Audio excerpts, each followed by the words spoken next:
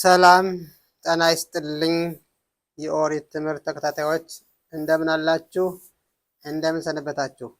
የእስራኤል ቅዱስ ኃያል የተመሰገነ ይሁንና ዛሬም ሌላ ጥያቄ አለን። ይህም የኦሪት ተማሪዎችን የተመለከተ ጥያቄ ነው። ይህም ወደ ውትድርና አንሄድም ብለው አፍጋና ወጥተው በአደባባይ መንገዶችን ዘግተው በተቃዋሚነት ስለቆሙት ሌሎች የተመለከተ ይሆናል። ይህ የሚሆነው ለምንድን ነው? ይህ በፈጣሪ ዘንድስ እንዴት ይታያል? ጥሩ ነው የሚደረገው ነገር በፈጣሪ በኦሪት ምን ትላለች? የተፈቀደ ነው ያልተፈቀደ የሚል ጥያቄ ነው። እንግዲህ የምታውቀው ስሜታዊ የሆነ ነገር ነው። በእርግጥ ኦሪት ስሜታዊ አይደለችም፣ ትክክለኛና እውነት ናት። ስለዚህ ኦሪት ምን ትላለች በሚል ርዕስ ነው እንግዲህ የምንማረው። እንግዲህ የዛሬው ርዕሳችን የሚሆነው አፍጋናና አድራሻው በሚል ርዕስ እንማራለን ማለት ነው። አፍጋና ማለት ለአፍግን ማለት የምትናገድ ወይም ነገድ። ለዚያ ለምሳሌ አንድ ውሳኔ ሲተላለፍ ለምሳሌ አንድ ፍርድ አንድ ዳኛ ወይም ዳኞች አንድ ፍርድ በዚያ ሰው ወይም በዚያ ህብረተሰብ ላይ በሚያስተላልፉት ጊዜ ሎሎሎ ፍርድ ቤቱ እናንተ ያላችሁት እኛ አንቀበልም፣ ትክክል አይደለም፣ ፍርዱ ትክክል አይደለም በማለት መቃወም ማለት ነው። አሁን በሚቃወሙበት ጊዜ እንዴት ነው መቃወም ያለብን?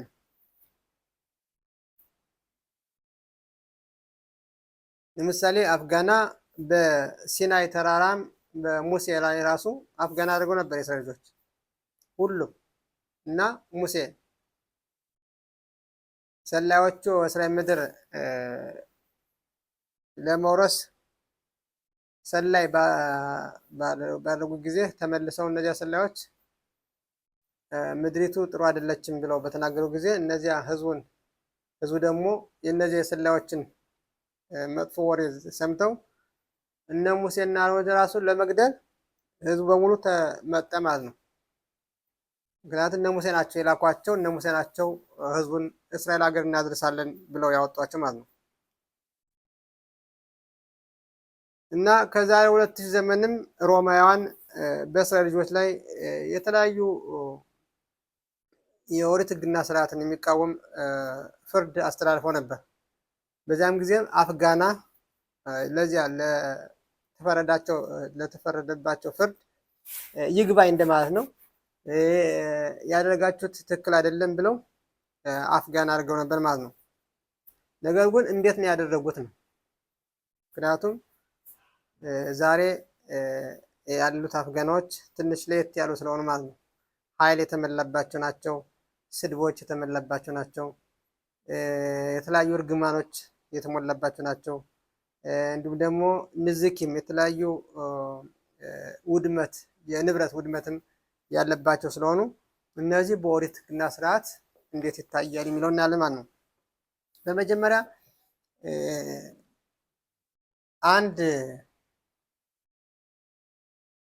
አንድ ግዜራ ወይም አንድ መጥፎ ነገር በህዝብ ላይ ሲከሰት በአይሁድ ህግና ስርዓት መሰረት ከፈጣሪ ዘንድ የተላከ መልእክት አለ ማለት ነው።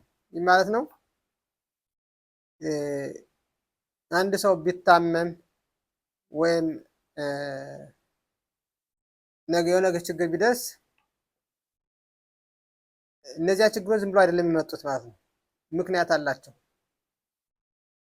ስለዚህ እነዚያ ምክንያት ደግሞ እንዴት ነው የመጡት? በምክንያት የመጡት ምን ሰርቼ ነው? በምን ኃጢአት ነው የመጣው ብሎ ይመረምራል ማለት ነው። እንዲሁም ዛሬ ለምሳሌ በእስራኤል ሀገር ያሉት ፍርድ ቤቶች በተለይ የከፍተኛው ፍርድ ቤት ሁሉም ኦሪት የሚማሩት ውትድርና ማገልገል አለባቸው ብሎ ወሰን።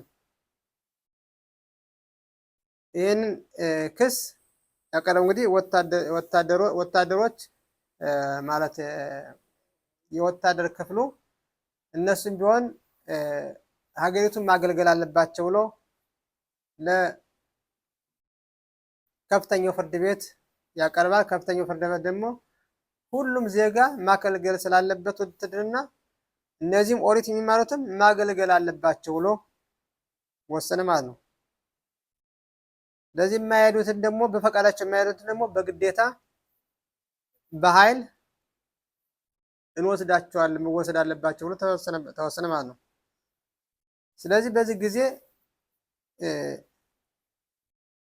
እነዚህ መምህሮችና አስተማሪዎቹ የኦሪት ማለት ነው ይህንን እኛ እንቀበልም፣ ኦሪት መማር አለባቸው፣ ውትድርና አይሄዱም በማለት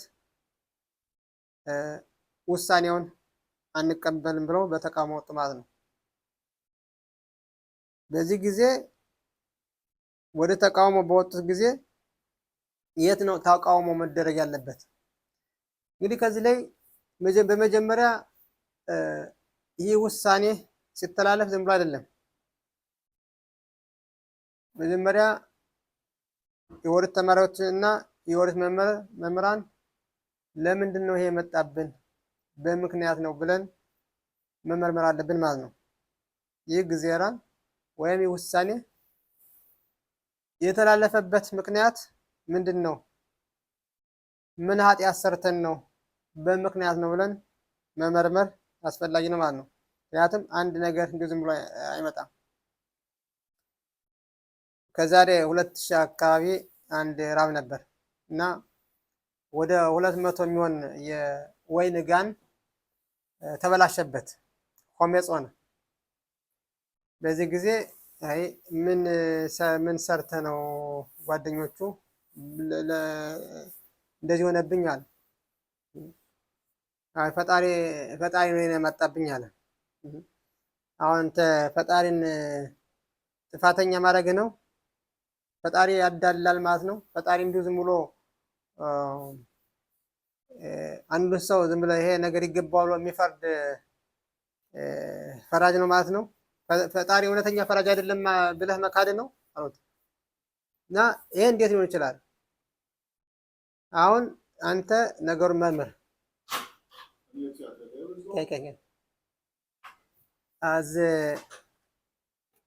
አዝ እኔ የፈጣሪ ትክክል አይደለም፣ እኔ ላይ ትክክለኛ ነው ማለት ነው አሉት ጓደኞቹ። እና ፈጣሪ ትክክለኛ ፈራጅ ነው። እያንዳንዱ ነገር ወደ አንዳንድ ግለሰብ ሆነ ወደ አንዳንድ ህብረተሰብ የሚመጡ ነገሮች በሙሉ በትክክለኛ ፍርድ ተፈርደው ፈጣሪ ከወሰነ በኋላ ከዚያ በኋላ እዚህ ምድር ያሉት ሰዎች ያን የፈጣሪን ቃል ለማስፈጸም ማለት ነው። ምክንያቱም እያንዳንዱ ሰው የራሱ ኃይል የለውም ፈጣሪ ራሱ ኃይል ካልሰጠው በስተቀር። ለዚህም ነው በአይሁድ ሕግና ስርዓት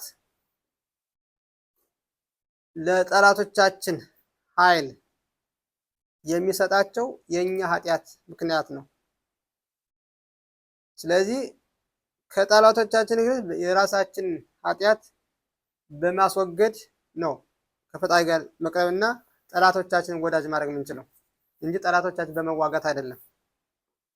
ዛሬ አንዱን ጠላት ብንዋጋው ሌላ ሚሊዮን ይመጣል፣ መቼም አይዘለቅም። ስለዚህ በዚህ ምክንያት እንዲሁ ዝም ብሎ ፈጣሪ ሊልክብህ አይችልም፣ ምክንያት አለው አሉት። እና እኔማ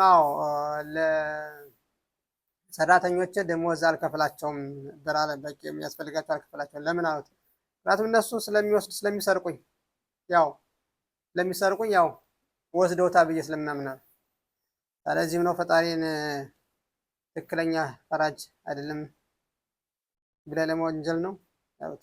ስለዚህ ማለት እያንዳንዱ ነገር በሚመጣበት ጊዜ በሚከሰት ጊዜ ችግር አለ ማለት ነው። ራሱ በአላኾት በልኾት ራምባን ታኒት ምዕራፍ 3 ላይ አንድ ነገር በሚከሰትበት ጊዜ ይህ እንዲሁ ዝም ብሎ ነው የተከሰተ ብሎ የሚያምን ይህ ፈጣሪ የካደ ነው ማለት ነው። ምክንያቱም ፈጣሪ አንድ ነገር በዚያ ግለሰብ ወይም በዚያ ህዝብ ላይ ሊያመጣ አይችልም። ምክንያት አለ። ያ ምክንያት እንደምታውቀው ኃጢአት ነው። እኛ ትክክል ስራልን ማለት ነው። ነገር ግን እኛ የራሳችን ችግር ራሳችን መርምረን ከማስወገድ ይልቅ ሌሎችን እሱ ነው ጥፋተኛ፣ እሱ ነው ወንጀለኛ፣ እኛማ ትክክል ነው ብለን የአዳም አያታችንን ርዕዮተ ዓለም ይዘን አለን ማለት ነው። ዞሮ ዞሮ ግን አያዋጣንም። የሚያዋጣን ራሳችን መርምረን ራሳችን ንጹህ ስናደርግ ብቻ ነው እንጂ ሌሎችን እገሌ እኮ ነው የሚለው የትም ያደርሰንም ማለት ነው። ምክንያታችን እኛ ጥሩ ከሆን ፈጣሪ እነዚያንም ሰዎች ወደ መልካምነት ይቀይራቸዋል። ለምን ያ ጊዜ ላይ የሚሆነው ያ ውሳኔ የሚተላለፈው በእኛ ኃጢአት ምክንያት ነው። ስለዚህ እኛ ራሳችን እየሰራ ነው ማለት ነው። በእያንዳንዳችን የምንሰራቸው ነገሮች በሙሉ ውጤት አላቸው፣ ቀድሞ ይጠብቁናል። ስለዚህ አሁን ለምሳሌ ዛሬ አሁን አፍጋና ወይም ይህንን ውትድርና አንሄድም በማለት የሚቃወሙ አፍጋናውን የት ነበር መደረግ የነበረበት?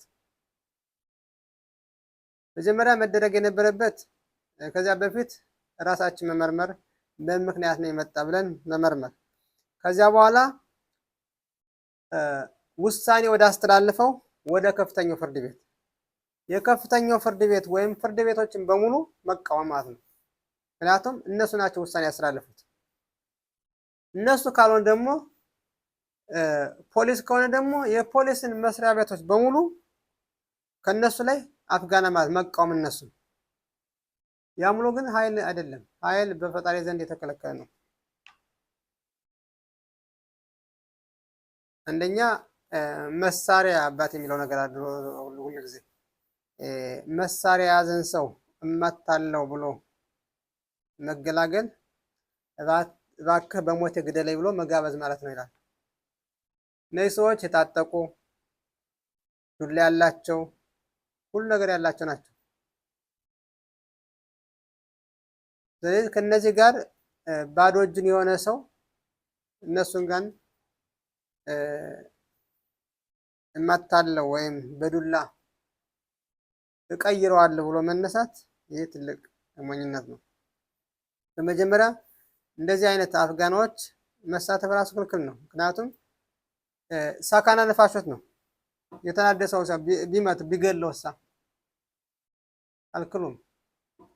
ስለዚህ የዛሬው አፍጋናዎቹ ትንሽ ለየት ናቸው ያሉ ናቸው። በአይሁድ ሕግና ስርዓት መሰረት ከሆነ እነዚህ አፍጋና መደረግ የነበረባቸው ችግሩ ከተወሰነበት ቦታ ላይ ነው። ይህ ማለት ፍርድ ቤት ከሆነ ወይም ውሳኔ አስተላልፎ ፍርድ ቤቶች ብቻ የተመለከተ ነው። ስለዚህ ፍርድ ቤቶችን የተመለከተውን በሙሉ በፍርድ ቤቶች ባሉት የእስራኤል ፍርድ ቤት በሙሉ እነሱ ላይ ብቻ ፎከስ አድርጎ እነሱ ግቢ ወይም እነሱ በር ላይ ሰላማዊ ሰልፍ ማድረግ አንድ። ሁለተኛ ችግሩ የፖሊስ ከሆነ ፖሊስ ችግር ካመጣ የፖሊስ መስሪያ ቤት ካሉት ጋር ሰላማዊ ሰልፍ ማድረግ ወይም ተቃውሞ ማድረግ። መንግስት ወይም እነዚህ 120ዎቹ የወሰኑት ውሳኔ ከሆነ ደግሞ ይህም ፓርላመንቱን ወይም ክኔሴቱን ዙሪያ ሰላማዊ ሰልፍ ወይም ተቃውሞ ማድረግ። ከዚያ ውጭ ግን እንዲሁ መንገድ ዘግቶ ሰላም ህዝቡን ሰው ወደ እያንዳንዱ ወደ ቤቱ የሚሄደውን መዝጋትም ግን ችግሩና መፍትሄው አብሮ አይሄድም። ምክንያቱም አንድ መንገደኛ እቤቱ ለመድረስ ስራ ውሎ ወይም እርቦት ወይም ጠምቶት ሊሆን ይችላል፣ ወይም ለልጆች ለመድረስ ይችላል፣ ወይም እናት ልትሆን ትችላለች። መንገድ ላይ ተዘጋች። በዚህ በሰላማዊ ሰልፍ አሁን ምን ተከሰተ? ቢምኮም ኪዱሽ አሸም ህሉል አሸም የፈጣሪን ስም በማስቀደስ ፈንታ የፈጣሪ ስም መርከስ ሆነ። ስለዚህ ሰዎቹ እነዚህ ኦሪት ከሚከተሉት ሰዎች ጋር እንዲርቁ ምክንያት ይሆናቸዋል ማለት ነው። ይህም ትልቁ ኃጢአት ነው። በጣም የፈጣሪ ስም ማስረከስ እጅግ በጣም ትልቅ ኃጢአት ነው። ስለዚህ ዛሬ ባሉት አፍጋናዎች መካከል እንደዚህ መንገድ በሚዘጉት ቦታዎች መገኘት ክልክል ነው ራሱ። ወይም እንደዚህ ቦታ ተይዞ ሰዎች መንገድ የማይዘጋበት ቦታ ማለት ሰዎቹ ምሳሌ እንደ ስታዲየም አይነት ብዙ መሰብሰብ የሚችል ወይም አንዲት አውራ ጎዳና ብቻ ሌሎች በሙሉ ክፍት ነው። ምክንያቱም ሌሎች መኪናዎችም ሆነ የተለያዩ ህብረት እንዲያልፍ ሆኖ ተስተካክሎ እንደዚያ ከሆነ ጥሩ ነው። ምክንያቱም ሰዎች ያንዳንዱ ግለሰብ የራሱ የሆነ ዓለም የራሱ የሆነ ጉዳይ አለው። በዚህ እሱ አይመለከተው ወይም እሱ ኦሪት ወታደር መዳላቸው አለባቸው ብሎ አልወሰነ፣ ውሳኔ አስተላለፈ፣ እሱን ያስቀመጠው የለዚያ። ስለዚህ ሰው ወደ ቤቱ ወይም ወደ ቤታቸው ለመድረስ ፈልገው ሳይደርሱ ቀሩ። በምክንያት በዚህ መንገዱን በመዘጋቱ ምክንያት ነው። ይህም ትልቅ ኃጢአት ነው። ከዚያ ውጭ ደግሞ ውድመት አለ። እቃ መስመር የመንግስት የሆነ የግለሰብ መገልገያዎች መስበር፣ የቆሻሻዎችን በሙሉ እነዚህ በአይሁድ ግለሰብ የተከለከሉ ናቸው። ይህም ኤልኮት ንዝኪም ይባላል። ንዝኪም ይባላል እንግዲህ ውድመት ነው። ምሳሌ አንድ በሬ ሌላን ሰው በሬ ቢወጋ ምን ያህል መክፈል እንዳለበት ከሚለው እይታ የአንድ ይሁዲን የሌላውን ይሁዲን ንብረት ጉዳት የደረሰ መክፈል አለበት። ማን ነው የሚከፍለው? እንደዚህ ሆነ ስናደርስ። ስለዚህ ወደፊት እነዚህ የምናደርጋቸው ነገሮች በሙሉ በአፍጋና ስም ተጠቅመን ጉዳት በማድረስ ፈንታ ሂሉል አሸም እያደረግን ፈጣሪን ስም እያስረከስን የምናደርጋቸው ነገሮች በሙሉ ተገቢ አይደሉም ማለት ነው። ይህ የአይሁድ እይታ አይደለም። ከየት እንደመጣም አይታወቅም። አሁን ስለዚህ እነዚህ አፍጋና በጣም የሚያደርጉት ደግሞ የዋናዎችን መሪዎቻቸውን አይቀበሉም፣ ሀሳብ አይቀበሉም። ስለዚህ አፍጋናና አድራሻው የሚለው ርዕስ ለዚህ ይመጥናል። ለምሳሌ አንድ ሰው ውሃ ቢፈልግ የት ነው የሚሄደው? ውሃ ሚኒስቴር፣ ጠቅላይ ሚኒስትሩ ቢሄድ ምን ያገኛል? አንድ ሰው ስለ ግብርና ቢያስብ የት ነው የሚሄደው? ግብርና ሚኒስቴር። ከሚመለከተው አካል መሄድ አለበት ማለት ነው። ከሚመለከተው አካል ካላገኘ ግን የምንፈልገውንም አላሟላንም። በዚያ ፈንታ እንዲሁም የነበረም እናጣለን ማለት ነው። ይህ ማለት ነው ሰዎች ወደ ወደፊት በሚቀርብ ፈንታ እንዲርቁ አደረግናቸው ማለት ነው። ይህ ሂሉል አሸም ይባላል ማለት ነው። ስለዚህ አሁን ዛሬ እንደዚህ ባሉት አፍጋናዎች ራሱ መገኘት ክልክል ነው። ባለፈው ራሱ እኮ የሞቱ ልጆች አሉ። መኪናውን እንትን እየዘጉ ማን ሰው ይሁዲ መሞት ያለበት በሶስት ነገሮች ብቻ ነው። ከዚያ ውጭ መሞት የለበትም። ይህም ጣዖት አምልክ ቢሉት ማምለክ የለበትም። ይህም ያልተፈቀደች ሴት ድፈር ቢባል መድፈር የለበትም። ሶስተኛ ሌላን ሰው ግደል ቢባል መግደል የለበትም፣ ራስ መሞት አለበት እንጂ። ከነዚህ ውጭ ያለውን ነገር በሙሉ ከተገደደ ማድረግ ይችላል። እነዚህ ብቻ ነው ማለፍ የሌለበት። ስለዚህ ህዝቡ ኦሪትን በመውደድ ፈንታ ኦሪት እንዲጠላ ይሆናል ማለት ነው። ምክንያቱም ስንት ሰው ለ2 ሰዓት ለ3 ሰዓት ተዘግቶ መንገድ ላይ ቤት ሳይደርስ መኪና ውስጥ ሽንት ቤት ቢፈልጉስ 3 ሰዓት ሙሉ የማንድ እኮ ሳካና ነፋሾት ነው። ስለዚህ ይህም አንዱ ትልቁ ችግር ነው ዛሬ አሁን ያለው። ስለዚህ ከኦሪት ጋር አብሮ አይሄድም። ስለዚህ ኦሪት ምን ትላለች የሚለውን ስናይ ያ የሚደረገው አፍጋና እና ኦሪት በጣም አይገናኙም። ስለዚህ ኦሪት ከምትፈቅደው ነገር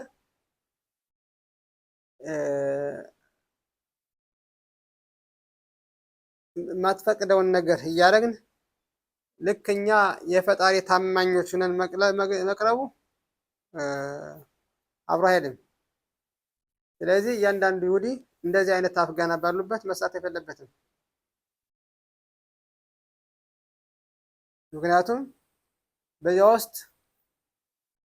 የተለያዩ እርግማኖች አሉ። ሰዎች አንዳንዱ ይረገማሉ፣ አንዳቸው የማይገባ ስድብ ይሳደባሉ።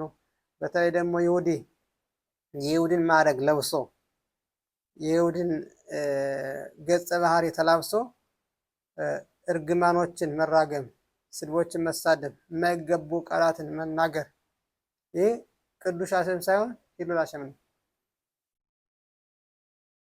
ይህ በኦሪት ሕግና ስርዓት በጣም እጅግ በጣም ጥሩ አይደለም ማለት ነው። ስለዚህ እያንዳንዱ ይሁዲ ሰላማዊ ሰልፍም ሆነ አፍጋና በሚወጣበት ጊዜ እነዚህ ሁሉ ማወቅ አለባቸው። ለምሳሌ አራብ ሻህ የሚባለው በታምር አፍጋና አይጠራም። ለምን ነው የማትጠራ አፍጋና ብለው ሲጠይቁት እንግዲህ የኻሊድ ዋና መሪ ማለት ነው። እና ለምን ነው የማትጠራ ሳይሆን ምክንያቱም ከህዝቡ መካከል አንድ ሰው እንኳን ወጥቶ የሆነ ነገር ድንጋይ ቢወረውር ወይም እንትን ቢል ማን ነው ኃላፊነቱ የሚወስድ? እኔ ነኝ ውጡ እያስወጧቸው ነው። ስለዚህ እሱ አስወጥቶ አያውቅም።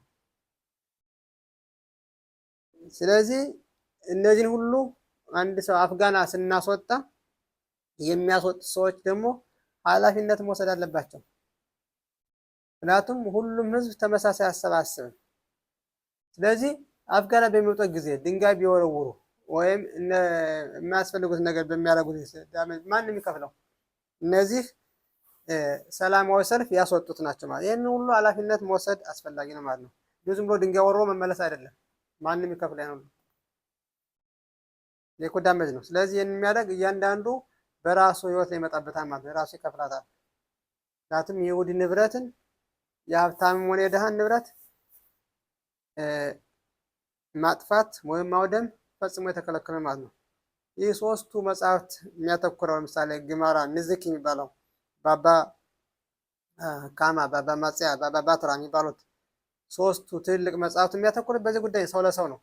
ይሁዲ ለይሁዲ ንብረቱን እንዴት አድርጎ መጠበቅ እንዳለበት የሌለውን ንብረት እንዴት መጠበቅ እንዳለበት፣ ጉዳት ማድረስ እንደሌለበት፣ ቢያደርስ ደግሞ እንዴት አድርጎ መክፈል እንዳለበት ነው። በገጠር ራሱ ከብቶች እና በጎች በምንጠብቅበት ጊዜ ድርጎም ይባላል። ለምሳሌ እነዚህ ከብቶች ከሌላ ሰው ንብረት እህል ከማን ነው ጤፍ ወይም ገብስ የተለያዩ ነገሮች መቼም ካወደሙ ወይም ከበሉት ያ ሰውዬ ከብቶችን ማርኮ ይወስዳቸዋል። ይህ ከማረካቸው በኋላ የዚህን ግምት ክፈሉኝና ከብቶቻቸውን ውሰዱ ይላል። ስለዚህ በገጠሩ አባባል ድርጎ ይባላል። ለዚህ ይህም እንደዚህ ነው። የሰውን ንብረት ስናወድም የዚያ ንብረት ተጠያቂ ማን ነው? አንድ ሰው ተነስቶ ሰውን ንብረት ማውራት አይችልም። ይህ ብቻ አይደለም። ምሳሌ ፍርድ ቤት የወሰነው ሁሉም ኦሪት ተማሪዎች ውትድርና እንዲሄዱ ነው። የእኔ መስኮት ለምን ነው የሚሰበረው? ምን አገናኙ? እኔ ምን አጠፍ ብሎ ይመጣል ያ ሰው። ታዲያ በዚህ ጊዜ እንዴ እንደዚህ ከሆነማ የአይሁድ እይታ ምን አይሁድነትን ራሱ መከተል ያስፈልጋል ይላል። ልክ ኦሪትን እንደ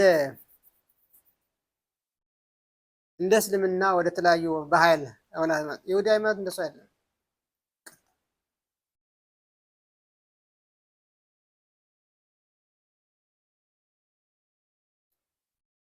ስለዚህ ኦሪት ሰላማዊ ናት፣ ከሁሉም ሰው ጋር በሰላም የምታኖር ናት እንጂ በኃይል በጉደት አይደለም። ስለዚህ አሁን ምን አደረጓቸው? ራሱ እነዚህ ጻድቅ ደግነትን፣ ርህሩህነትን የሚማሩት የኦሪት ተማሪዎች ዛሬ ወደ የሚባለው በቃ ችግር ፈጣሪዎችና በቃ ጉልበተኛ በጉልበት የሚመካ አድርጓቸው ማለት ነው። ይህም በአፍጋና ሲወጡ በቃ ያላቸው እንትን እንዲጠቀሙ ይሄ ከኦሪት ጋር በጣም ተቃራኒ አይደለም። ምሳሌ ይህን ጉልበታቸውን በደንብ አድርጎ የሚሰፍር እነዚህ ወጣቶች አሁን በየሽባ የሚማሩት የመጀመሪያው ትምህርት ወጣትነታቸው ጊዜ ከ13 ዓመት ጀምሮ ትዳር እስከሚመሰረቱ ድረስ የሚማሩት ንዝኪም ማለት ነው። የመስለ ገንዘብ ጉዳይ ሰው ገንዘብ እንዴት እንደሆነ እንዴት ብሎ ውድመት ቢደርስ እንዴት ነው መክፈል እንዳለባቸው ስለዚህ ጉዳይ ይሄ ደግሞ በጣም ከባዱ ትምህርት ነው በኦሪት ውስጥ። እነዚህ የተማሩ ሰዎች ደግሞ እነዚህ በዝንዝኪን የሰው ንብረት ውድመት ያወደመ ይሁድ እንዴት መመለስ አለበት ብሎ የሚማሩ ተማሪዎች መጥተው ራሳቸው በሌላው ሰው ላይ ውድመት ሲያደርሱ አብሮ አይሄድም። ማንም ይከፍላል። ስለዚህ እነዚህ አፍጋና ውጡ ብለው የሚያስወጧቸው ኃላፊነት አለባቸው ማለት ነው።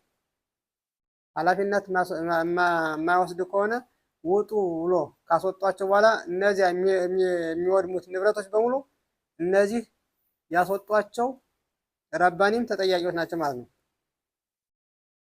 ምክንያቱም አድራሻው ዋናው አድራሻው አይደለም አፍጋን የተደረገው አድራሻው ካልሆነ ቦታ ነው። ስለዚህ ነው አፍጋናና አድራሻው በሚል የምንማረው። ስለዚህ እንደዚህ አይነት ቦታዎች ራሱ መሳተፍ ክልክል ነው ማለት ነው።